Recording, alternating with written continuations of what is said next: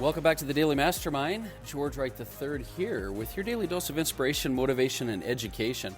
Let's get back to the topics that we want to talk about today. As you know, we're covering an 8 key steps to creating massive results in your life series.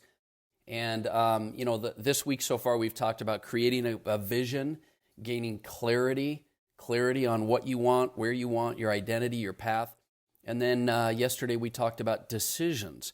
And today I want to talk to you about something that I think a lot of people forget, don't understand, don't do, and it's really, really a secret ingredient in order to create results in your life. And as we get going into that, let me give you the quote of the day. And this quote is by Julia Cameron.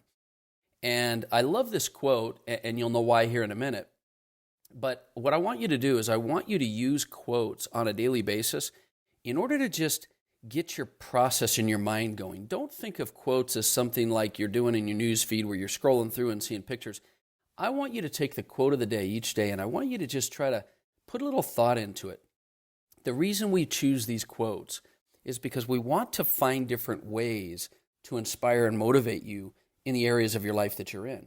So there's a quote I have here today, and it's by Julia Cameron, and it says, Perfectionism is not a quest for the best. It is a pursuit of the worst in ourselves, the part that tells us that nothing we do will ever be good enough, that we should try again. I really, really love that because it really pushes into the topic today we have about certainty. See, a lot of us, and I don't care if you don't have your own business, maybe you're just an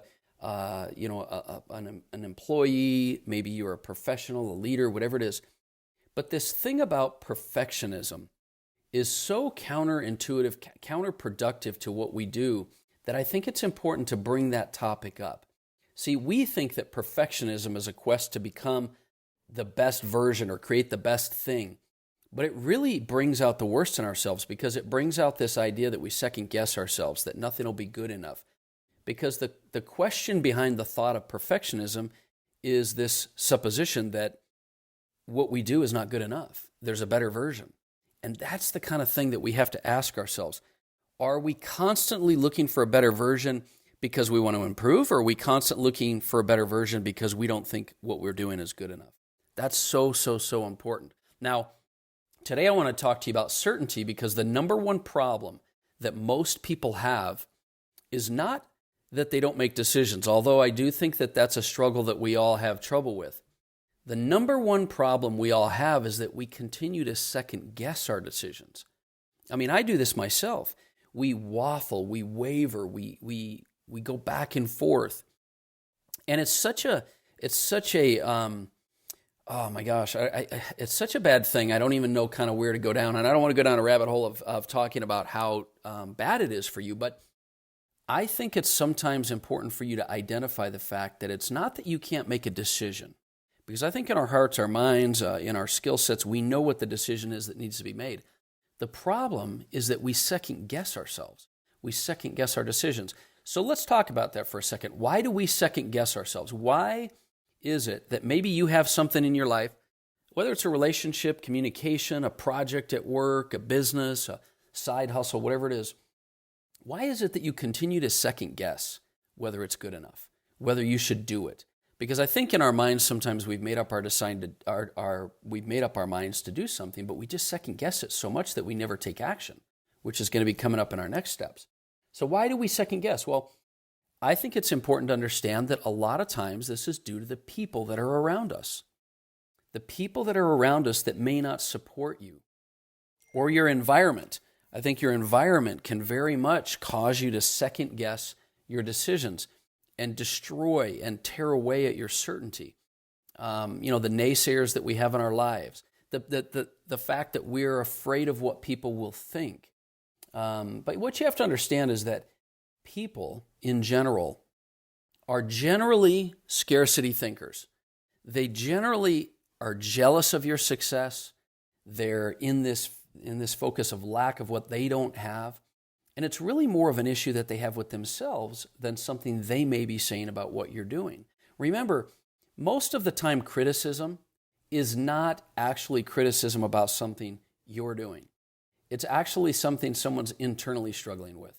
And I know it's hard to believe, but if you can convince yourself of that, you'll understand that most comments and naysayers and people around you, they're the ones struggling. And you can't allow their influence to make you second guess your decisions. So these are reasons we second guess people, the naysayers, the environment. And then the other reason we second guess is the fear that we have from past experience. We say to ourselves, man, I've done this before and it didn't work out too well. I'm not too excited about doing it again. Or we say things like, I tried that before, it didn't work. See, that's fear talking. That's fear of failing or not getting a result that you want. And this is not usually something that you're aware of. You just have these little fear factors coming back. Also, maybe you lack confidence, which you can also lack self-esteem, and those are two completely different things that tie together. But these are all reasons that we second guess ourselves. But ultimately, what you've got to do to be able to break this cycle, ultimately, you've got to just recognize that there are influencing reasons that make you second guess what you're doing, and that second guessing is why you're not getting your results. It's an awareness process you need to have. But you've got to continue to remind yourself that you can have these reasons or you can have results, but you can't have both. You've got to choose results, and so you've got to choose to be more aware. So I want to talk to you for just a minute about how you can stop second guessing, on how you can create more certainty. How do you sort of work on yourself and convince yourself that your decision is good so that you can, without any question, continue to execute and create the results and steps you need? Well, the number one way that I've found, the number one way that you will stop second guessing is to have laser-like focus. Laser-like focus. See, a lot of the challenges we have with second guessing is that we have shiny objects. There's other things out there. There's lots of other stuff to do. And when you're not laser-like focused, you're listening to the people around you. You're scrolling through your social media feed. You've got time on your hands. See, busy people that are laser-focused, that are busy, they don't have time to second-guess themselves. They don't have time to listen to other people that are giving them negative feedback, period. So I think the number one way for you to stay confident, certain, and get your decisions locked in is to stay laser-like focused. Now, there's a lot of other suggestions I would give you. Let me give you a few. You can work on growing your confidence, because your confidence is going to help you be more certain. So you build your confidence. There's ways to do that through reading and association and trial and error and practice and repetition. If you're afraid of failing and you've got a big talk to give, practice, because the more practice you have, the more confident you're going to be. Also, like I mentioned before, become aware of your thoughts. Question your thoughts. Find time to question your thoughts. When something pops up like, oh man, I don't think they're gonna like that. Wait a minute. Why am I thinking that? Is that my fear? Or is it that I have a legitimate reason? Or is it because of a past experience?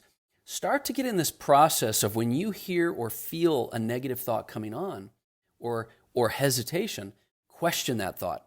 Name that thought. Is it fear? Is it doubt? Is it outside influences? And begin to flood yourself with positive affirmations. It's another way to gain certainty. Affirmations. I am this, I will this. These are things that are happening, right? Surround yourself with positive people. That's one I can't overemphasize enough. When you're around positive, supportive people, you will have more certainty in your life. Your decisions will become more locked in and you will create more results.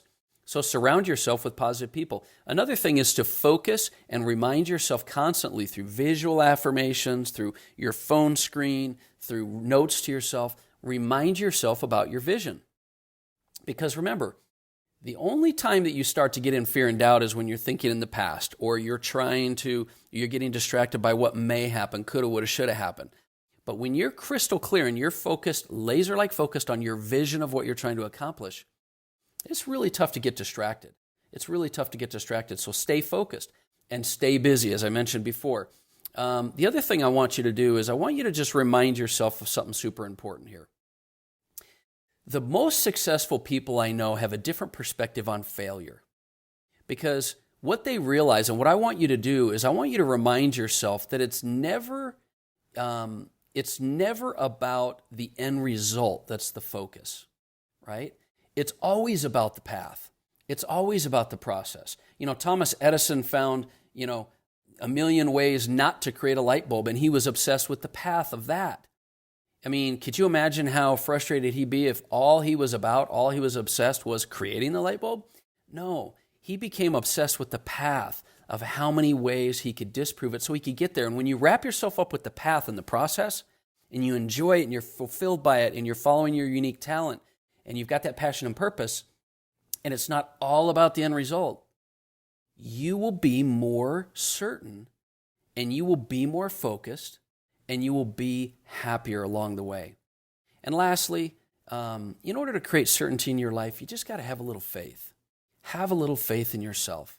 Maybe you don't necessarily have the confidence or the belief that you can do something, but you can make a decision to have faith.